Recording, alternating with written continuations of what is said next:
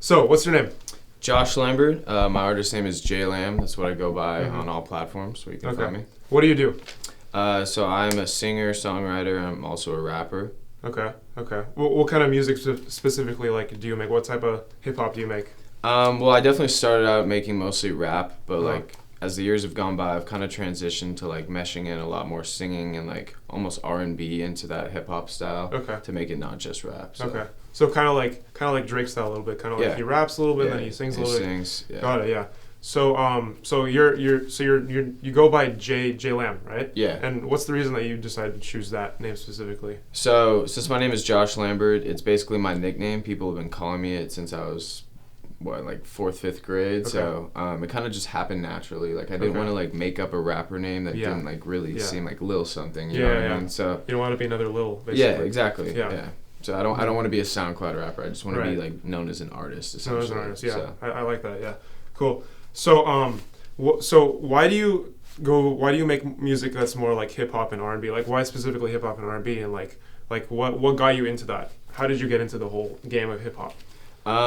Honestly, junior year when I started smoking with my friends, we would just be in the car and we would start freestyling. This was kind of my introduction to freestyling, and I realized that I had a talent for impulsive on the spot thinking and being able to come up with stuff quickly. So when I kind of discovered that I was better than all my friends at this, I was like, you know what? I have a voice for it. I might as well make it happen. Also, I used to do theater when I was younger. 5th, 6th grade, I was doing a lot of plays and singing. So I think having that theater background, which gives me stage presence and the ability to sing, kind of definitely helped with blending in the R&B styles to what I want to put in with my rap. So it's kind of throughout your life, you kind of just you worked your way up to this point, and then you kind of just you found hip hop as your outlet. Yeah. It kind of happened naturally is the way I describe it, because it wasn't really forced, because I had a music background. I knew I wanted to do something with music one day, but it ended up just working out that way. Okay. So that's cool. Yeah. So since you make hip hop music, who do you think is who inspires you to make music? Who do you go to listen to write something when you want to go to write, or when you want to make a beat, or when you want to put something together? Who do you go to listen to? Well, I'd say my biggest inspiration starting out was Eminem. He was probably the first rapper that I was listening to, thinking damn, this guy's really innovative, because his wordplay and just his metaphors and the shit that he would say was just so damn creative and honestly disgusting in some ways. He's a very inappropriate rapper, but his ability to kind of mix that in and make everyone still like it, I was just I want to create something like this. And then also other genres too. I was a big fan of The Fray, One Republic going up. Who else? Green Day. Honestly, Green Day was a huge inspiration too. And then other rappers, definitely Jay-Z with Reasonable Doubt. That album had a lot of inspiration on me. And nowadays I listen to everyone, but definitely coming up, I'd say Eminem, Jay-Z, and then people of other genres were my biggest influence. Okay, so a lot of different areas of music, not just hip hop, right? Yeah. You're influenced by a lot of people. Okay, cool. Where would you say you get your style from? Where does the JLamb style come from? Honestly, it took me a long time to really discover that, because when I started putting out music, I was kind of just putting out music to put out music. Right. But when you put out music, you'll find authenticity is very important with your music. So I began to discover I really need to find my sound. So I'm okay, I'm this white kid that went to a private school. How can I express what I'm trying to say? So it took me a while to find that out, but then I realized you know what, I have a lot of experience. I've learned a lot of lessons throughout high school, and I feel I've had an impact on a lot of people's lives. So I can kind of profess those emotions through my songs and kind of bring those out. So. Yeah, okay, that's cool. So you're trying to find your personality, I guess, in hip hop, right? Okay, cool. Okay. So how are you on production? Do you make your own beats? Do you produce yourself, or do you have someone that kind of helps you with that? So I'm currently learning that, because I'm going to be going to music school, and I'll be doing a lot of audio engineering and production. Yeah. But as of right now, I just have a lot of different producers that I work with, and they send me beats, and I kind of go from there. But I have a good ear for beats, and I know what sounds good. So when some of my friends are making beats in the studio, I can tell them like, okay, I want that sound, I want this sound. So I have like more of the mind for it, but not the physical like ability to do it yet. So, Yeah. But definitely want to get there. Yeah, you told me earlier about like you had a thing for beat switches, right? Like on your track, what's called self-destructive. Yeah. You said that you had. I listened to it last night, and you had a pretty epic beat switch, which I really digged. Yeah. So are you kind of big on that kind of stuff, like switching? Yeah, because like to me, the way I want to set myself apart from other artists is like versatility, and my most popular songs all have beat switches in them, just because I feel like it gives like two personalities. Like my biggest song that I ever released was called Paranoia, and Paranoia starts out kind of like fuckboy Josh just like rapping about girls and the typical shit, and then it kind of moves to like a more analytical, like what happened during high school, what I realized from like losing friendships, losing girls and shit like that. So kind of giving two sides of the spectrum. I feel like beat switches are very important, and not a lot of artists do them. I know like Logic and a couple other artists do it, but like it's very rare. So like on I just want to say this, but on Logic's like last mixtape, he has a song called Midnight. And in the middle, he like switched it, and it was like the hardest switch I've ever heard. Yeah, exactly. Yeah, there's some artists that really mess with that. Yeah. Okay. So let's talk about some of your music. Like, tell me about like that song "Get You By." Like, tell me how it came to be, how you made that music video, like where the inspiration came from. Because I know you have a few people on that track, right? Yeah. So how did that come about? So, dating back to March, I'm in the studio, and I had that beat. And I put that beat on and I recorded it and I actually freestyled that chorus. And I was like listening to it in the studio. And when you're in the studio, the speakers are so loud. Yeah. You really get the vibe of the song. And I was like, with the 808s in this song, like this song really goes. But I was like, you know what? I'm going to leave these verses open, because in the past I haven't collabed with that many people. I was very like, let me do my own thing. I'm going to do it all. Yeah. Stay in your own lane. Yeah. But then I actually was like, you know what? I'm going to get people on this. So the first person I got on it was a guy named Chris Moody. Okay. He's from back east. And I hit him up and I was like, bro, like, I know we've been talking about doing a track. Like, I can see you on this. Sent it over to him. I got it back within like 2 days. And he killed the first verse. And then the second guy, Alden, I used to look up to him. He was a rapper and he was from San Jose. He went to Del Mar, if you know where that is. I think I've heard of that, yeah. Yeah. And I always wanted to work with him, but I wanted to get my sound right. And me and him had been talking, and he's like, yeah, when the time's right, like, send me over a track and we'll get it going. Yeah. And I sent him over that track with the first verse already done, and he's like, this is the one. And then he sent me back his verse, and I was like, very, very happy with this piece of work. And then when I knew that the song was going to do well, I was like, I need a video for it. I started like visualizing the video and what I was going to do for it. And then Chris actually flew out all the way to California, stayed with me in LA, and we filmed the video. So yeah, like I noticed that the production value was pretty insane on that video. Like you got a lot of drone shots and a lot of like different, crazy like quality and stuff. So that was who how did you organize all that? Like well, actually, shout out Jimmy Derner. He's a year younger than me. He's your grade, and he went to Saratoga. No, he went Midi and then Saratoga, I want to say. Right. And he started getting the videography, and he had never done a music video before, but me and him had been working on a few things. Okay. Just like shooting photos and stuff like that. And we ended up doing the video, and this kid's talented. Like, he's young, but like he really does know what he's doing. Yeah. So he kind of brought my vision to reality. Yeah, so. I watched it last night, and I had to say it's pretty good production value. Like, appreciate that. It was really good. Yeah. So what's like the favorite track that you've made so far? What would you say that is? Definitely the stuff that I haven't released yet, because I'm sitting on a lot of unreleased material right now. But out right now, I'd say there's something about Get You By that just makes me satisfied with where I am musically, just because I feel like it's a very complete song.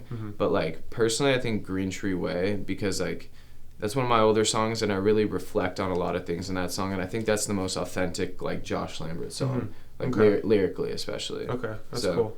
And would you say that's like your favorite one to perform, or do you have a different track for that? Yeah, definitely high energy ones. Green Tree Way is very laid back, so it's not the best song to perform. But the best song to perform, well, I haven't done Get You By live yet. I'm going to do it when I have my next show. Right? Yeah, but I'm trying to think. I have a song called Fuck JLamb that I got a Compton rapper on named John Boy, and that song goes live. Like, when you perform live, there's this thing where certain songs sound good live and some are kind of like not the right vibe. And if you ever go to a show and you see the high energy, it kind of goes like this, where crowds are going like this. Exactly. And if your song has that movement and vibe to it, it really brings out like the energy of the crowd. So I'd say so far, Fuck JLamb is my favorite song to perform, but I have a lot of unreleased material that's going to be good for live performances. That's tight, yeah. And are you going to release that like at your next show, or how's that going to go about? So I'm working on this album right now, and I'm basically building up 12 songs. 2 of them have been released, and then the other ones I'm going to put out on the album, but I'm going to perform some of them at the show, but I will not release them beforehand. I see. So kind of give like people a sneak preview of what's to come. So is this more like of an EP, or is this something? Is this your first album, or have you created albums in the past? This is my first like official project, because like when I started rapping, I was basically on SoundCloud, just like putting out songs, and then I did an EP my senior summer called Point of View, and that was a 4-song EP. Right. And it did well. It had Paranoia and Options on it, which are 2 of my most popular tracks. But the thing about it was only on SoundCloud, so I'm not making money from that. Like it's not getting out to many people. They have to go to SoundCloud to like listen to that. Which you can't monetize really. Exactly. Like going forward, to be an artist, I really want to put my stuff on Spotify, Apple Music, everywhere, so people can listen. So this is why I'm really excited to release this project, because it's my first, I'd say, like official project essentially. Okay. Are you able to say what it's called, or is that too early? Well, honestly, I just don't have the final name yet. There's like a couple names I've been working through, but I'm not confirmed on it yet. You're not confirmed on it yet. Okay. Yeah. Okay. But the point of the matter is a lot of unreleased music. A lot of unreleased music, a lot of bangers, a lot of laid back stuff. Yeah. A lot of different genres on that album. Awesome. Okay. Cool. So let's talk about the show. So you're performing next Saturday at the Catalyst, right? Yeah. At like 8 p.m. or something. I checked. Show starts at 8. I go on at like 10:30 because there's a bunch of acts before me. And I go on at 10:30. Okay. And this, I'm assuming this isn't your first show, right? This is you've performed in the past. So I did one other one at the Catalyst, and I've done about like 20 shows. I've done shows in San Diego, Oakland, Pomona, San Francisco, Santa Cruz, San Jose, Hollywood, couple other areas. Okay. Just around California. Nothing out of state yet, but just trying to get experience and get my name out there. So doing as many shows as I could. That's cool. Yeah. And so like about like songs that you're planning to perform at the show, like you're planning to do stuff that's on your SoundCloud, or stuff that are you gonna maybe tease some unreleased music, or is it just mostly you go ahead. It'll be a bit of both. There's obviously songs that I know people want to hear, so I gotta give the audience what they want, but I have a lot of unreleased songs that I'm gonna play, because when I performed at the Catalyst the first time, it was a really good show, and like a bunch of my friends came out, and it was a great turnout, but there was something about the material that I performed that I was like, you know what, it could be better. It could be more for live music. Like it could be, I could do a better job performing. And I'm very satisfied with what I have in my archive right now, because I feel like these songs are going to sound great live. Okay, so that's cool. Yeah. So how does it feel to get the opportunity to like be able to perform in front of like, I don't know, I'm assuming hundreds of people, right? There'll be a couple hundred people. Yeah, like how does it feel to like get that kind of opportunity? Because like not everyone is able to do that. It's only a select few that can really, either people, or just in general it's really hard to like get on stage. So how does it feel to have that opportunity? It's awesome, and I'm very, very grateful for the opportunity. I want to shout out Josh Landers. He runs a company called Lidded, Lost in the Dub, and he's the one putting on this show, so he gave me this opportunity. But I think because I've been doing like plays since like 4th, 5th grade, like I have a stage presence that allows me not to get nervous before shows. So there's never really nerves or anything like that, but when I go out there and I'm on stage, it's honestly the greatest feeling in the world. Like it's what I feel like I live to do, essentially. Right. So I'm just very excited to like be able to get the opportunity and just like go after it. Yeah. And like your first show that you ever did, where did that take place? Was that also at the Catalyst or somewhere? No, so that was in San Jose, and it was at a bar. Okay. And here's the thing about a bar: when you perform at a bar, since I was 17, I think at the time, I had to be escorted in, and then as soon as my set was done, I had to be escorted out. Yeah. And like not that many people were able to come out because not a lot of us had fakes back then. And like I had a few friends that actually got in. My dad came out and supported, shout out to him, with some of his buddies. And then a bunch of people actually got denied at the front door. So very, very small show, honestly, less than 20 people at that one. But it was a good opportunity to show me like, okay, everyone has to start somewhere. You know what I mean? Like you can't get the hundreds of people if you haven't experienced literally the empty bars where you're just singing your soul out up there. Exactly. So cool. How do you prep for a show? How do you like get yourself going?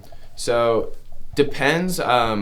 Usually I don't like to smoke too much before my shows just because it kind of takes away like my vocal capacity, like the length and duration that I have to perform. Because I have I usually perform for like 20-25 minutes on stage, and like as that doesn't sound that long, it's tiring. It's a workout, and like you really are losing energy up there if like you don't prepare yourself for the show. So honestly, just like a lot of water, eat healthy, get a good night's sleep before that night. And I honestly drink sometimes before my sets just because it gives me that little bit of an energy boost. Some say it dehydrates you, but I don't know. It's fun. And honestly, it just feels like a party out there when you're on stage. I feel you. That's what I got to do. And I usually never forget the lyrics to my songs, which some people would if they were faded, but I feel like I do a good job of that. Do you have like an earpiece or... Depends on the venue. I have for 2 of my shows, but the Catalyst, no, there won't be one. We just have a sound check like before the show, so you can kind of hear like monitor feedback, what it will be like. That's cool. It's like what was I gonna say? I mean, like you really gotta respect artists that can that can perform in front of thousands of people, because they go up there for hours on end, you know, and they do it. They go on tour and they go for multiple every night they're performing for like over an hour. Like we talked about earlier, G-Eazy and Logic. Like when I saw G-Eazy a couple months ago, his set was like over an hour. Like that's insane. Like that's a true workout and testament to your talent. So. Right, like when I saw Logic like a year ago, he performed, I think it was 2, like there was definitely a couple hours that he was on stage, you know, so you really got to respect like how artists, you know, they do this every day, and they like, especially the ones that go on tour, they really like put in the work, and they have to go up for hours, and it's probably tons of nerves, you know, so a lot of respect for people that, you know, perform. Okay. So let's talk about like some of your let's talk about the future. So what are like some of your future goals in hip hop? Do you see it as a career? Do you see it as something you plan to do in the future? Yeah. So I mean, I'm going to be starting this music school, which will teach me how to produce. And I think that will really bring out like the authenticity in my sound when I can make my own beats and then put my own vocals on top of it. Since I write my own stuff too, it's really going to be like my really Josh Lambert songs. Like, you know what I'm saying? Instead of getting beats from other people. I'm also living in a house in LA this year with all people involved in the music business. One's a singer, one dude's a videographer, and the other 2 are producers. So every day there's going to be music made. So this next year is definitely going to be like foot down on the gas pedal. Like let's get it going. Just grind, right? Because I've been in LA for like the past year and a half, and I was definitely motivated, but when I went to Chapman, I was surrounded by people that weren't really going after musical goals. So you are who you hang with, you know what I mean? Exactly. Like if you're around people that aren't doing the same thing as you and are pushing you the whole time, it will kind of like hold back like what you truly want to get after. So I'm very, very excited for this year. There's a quote that I really like about that. It's called "Dream work makes the team work." And if you have people around, if you surround yourself with people that really help boost yourself and like really make you better at your craft, and you really can't do it by yourself. You really need a team to you know, make it in anything. Exactly. Let's talk about like future projects. Like, do you have any like singles coming out? Are you planning to work with anybody specifically? I mean, the cool thing about LA is there's so many people going after music in that area that like you can really meet anyone any day and find yourself working with them the next day. There's definitely artists out there that I want to work with, but it's just a matter of like time and like if I end up doing it, you know what I mean? Because there's so many people in LA going after music, so I couldn't really predict to you who I'm gonna work with right now, but there's definitely people I have in mind that I want to work with in the future. For sure. So. Okay. So what do you think it really took for you to get to like where you're at right now in your career? I'd say like what kind of like motivation or what kind of like hustle, or like just tell me like what it took to get to where you're at. Like I know that you should never like, you know, be complacent, but what did it even take to get to where you are now? I mean, just starting out, like obviously being a white rapper from like a private private high school, people are gonna wish against me. Like I'm the definition of someone that they would want to hate on and say you're not gonna make it. You know what I mean? You don't deserve it, because hip hop culture comes from the struggle originally. Right. But music is so different nowadays that really anyone can do it. You see people like Tekashi 69, for example. Like I hate using him as an example, but like he's making hits because he's just very, very different from everyone else. Yeah. So kind of just overlooking the stereotypes and like pushing forward, because I did get a lot of hate right when I started dropping stuff, because like I said, people didn't want to see me win. But it's your ability to like use that hate as fuel for your motivation and kind of push on past that. Yeah. So I just honestly became ignorant to all the hate and believed in myself, because you have to support yourself until your dreams support you. That's true. So. Yeah. What kind of like advice would you give to someone that's, you know, that's interested in making it, in like just doing hip hop music and finding his or her own career? What kind of advice like would you give for someone that like, you know, is just starting out? Yeah, I mean, it's just gonna come down to the hours you put in it. Like I remember senior year, there'd be times where I like wouldn't go to the party I wanted to go to, or wouldn't hang out with the friends I wanted to, just because I had to be at home writing music. It's the start of my career. I need to give myself this push before I move down to LA.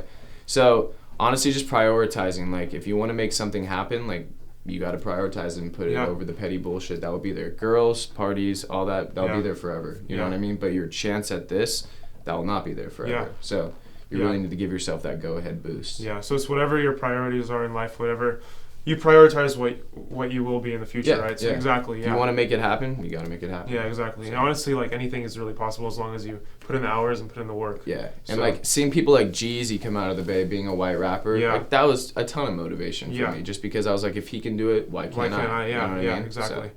Yeah, cool. So I think that wraps it up. Is there anything else? Or? Nothing else, but come out to the Catalyst next Saturday. My set time is at 10:30. Santa Cruz, if you guys get the opportunity. Yeah. I want to thank you for giving me this opportunity to talk about it. Yeah, I'm glad that we could set this up, and I'm glad I could ask you some questions about like your career and your show and everything. Yeah. Cool. Definitely. Sounds good. All right. Let's get it right now. Cool. Yeah. Awesome. Thank you. Hey. This is not one of my verses. This is a thought from the dome. I've been so mad in the lab that I look at my past saying fuck what I wrote. Every time I get a bag, yeah, I really wanna spend it. Every time she gets sad, I'ma beat it for a minute. Hard till I finish, I'ma grind till I get it. Every time that